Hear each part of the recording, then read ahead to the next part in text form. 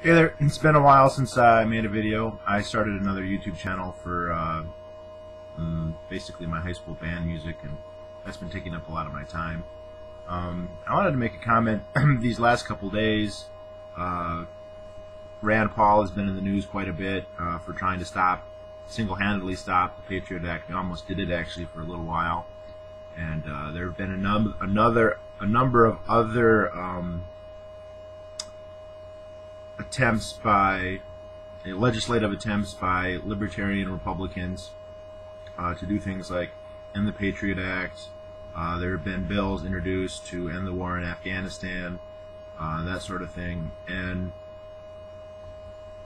well, I'm glad all that's happening. You know, I realize that we're talking about just a tiny number of people in the Congress: Rand Paul, maybe Mike Lee and Jason Chaffetz and Justin Amash and maybe five or six others. So not enough people to ever really accomplish anything legislatively.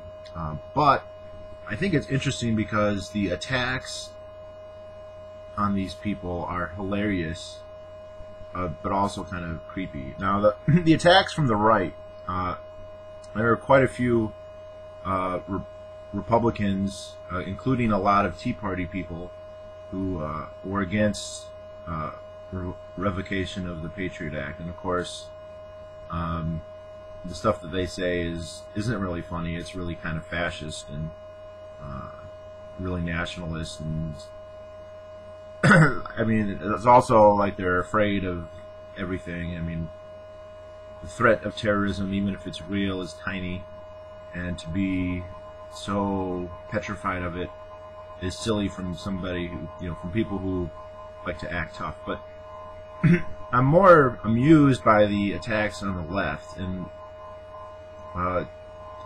for an example, my congressman is Justin Amash, who, if you don't know, is probably next to Ron Paul the best congressman in the House. Ron Paul actually singled him out as, of all the newly elected congressmen, the best. He is a libertarian. In his office, he has 5 pictures on the wall, and they are Hayek, Mises, Rothbard, Bastiat, and one other one.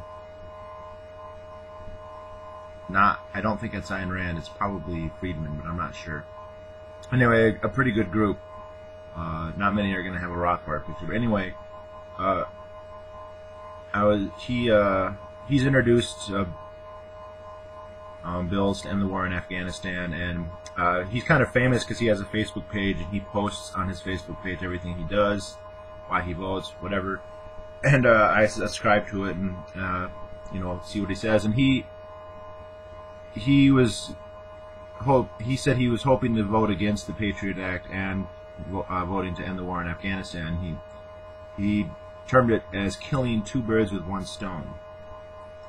And one of the commenters, he has a couple liberals who are on his site who always object to whatever he says, and they said they were upset with him because he used the word "to kill" these bills.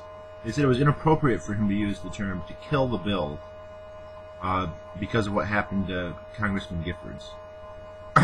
Now, this has to be the most retarded thing I've ever heard. People use that term all the time, but what's more than that is he's talking about ending a war.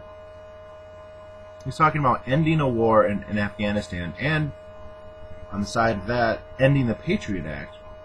And they're pissed off because he used the term "kill," to kill the bills. Now, so what? I mean, it's Harry Reid and Obama. They're okay. They're killing people by the thousands, and they're eviscerating the 4th Amendment and violating all of our privacy. And that's okay because they don't say things like "kill the bill." Again, this is like the liberals who don't mind that they butcher people as long as they give out Medicare to somebody. If that's the end, as far as you can go in terms of criticism, then you're absolutely worthless. Now, the same goes for Rand Paul. Whenever I see comment sections on news articles, of course there'll be a lot of supporters of Rand Paul because, you know, libertarians have a strong influence on the internet. So you'll always see lots of pro Ron Paul pro-Rand Paul comments. But then you'll see the liberals who will just call him a teabagger. Oh, he's a teabagger, or he's a market fundamentalist, or oh, he's named after Ayn Rand, which is not true. But hey, let's just keep saying it. And even if it was true, who cares? So what? Like, he's on the floor attempting to stop single-handedly the Patriot Act against Harry Reid, the top Republicans, and Obama. He also wants to have a debate on the war in Libya, and yet, rather than thank him, or at least say, well, maybe I don't agree with you on everything, but at least you're right on this issue. No, he's just a teabagger. He just hates the poor, and he's racist because he believes in property rights. Right, because he believes that a black person can stop a Ku Klux Klan member from shopping at their business if they want. Yeah, that makes him racist. This is... I don't know how people can voice these opinions so often. It's shameful, really, that you can get on the... I mean, maybe it's just because it's the internet. Maybe people wouldn't be able to do this in real life because it's just so dumb that they'd be afraid of getting laughed at. But just to call him a teabagger, to say, to go after people for the dumbest reasons. This is Justin Amash. Another thing he did, he had a town hall meeting. It wasn't really a town hall meeting. He had a meeting at a university in his constituency, and some left-wing protesters were not allowed in. Maybe that was a bad call on his part. But so they've been running articles about it this whole time, and in the meantime, he's voted to end the Patriot Act. He's introduced legislation to end the war in Afghanistan. And is that in the article? Do these left-wingers? No. The headline is, he doesn't let some of their protesters into his event. And I don't even know if it was him. It could have just been the event organizers. I mean, it's absurd. So Obama gets a pass even though he's butchering people. Harry Reid gets a pass even though he's paying for people to be butchered, and he's doing everything in his power to get the Patriot Act passed, even though he promised that he would allow a debate on it. So, in addition to being a hypocrite and a liar, he's a tyrannical murderer. But that's all fine because he doesn't bar protesters from his events. He doesn't even have events, probably. He doesn't need to. He's the Senate Majority Leader. He can do whatever he wants. Just like Nancy Pelosi never even has to run for office. She doesn't even have to go to her district to get reelected every year by these enlightened liberals. Yes, stupid liberals. That's exactly right. When she ran last year, she's a pro-war, pro-killing, pro-corporate. Yes, when you... The day that the Obamacare passed, she was interviewed by Diane Sawyer, and Diane Sawyer said, "Can you explain all the vitriol against this bill?" And Nancy Pelosi, with a serious face, said, "Some people will just do anything for the insurance companies." Yeah, like pass a bill that requires every single American to pay the insurance companies, or they'll go to jail. Like the bill that you just passed that day. Isn't that... And of course Diane Sawyer, the bitch, did not call her out and say, obviously that's the most retarded contradiction ever. No.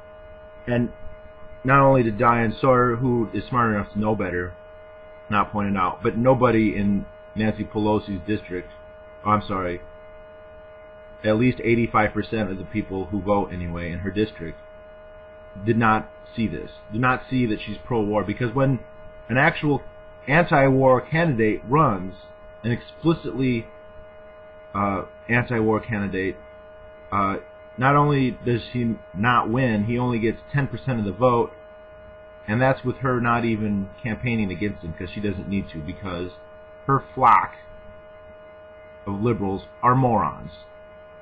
They see the D, and that's all that matters.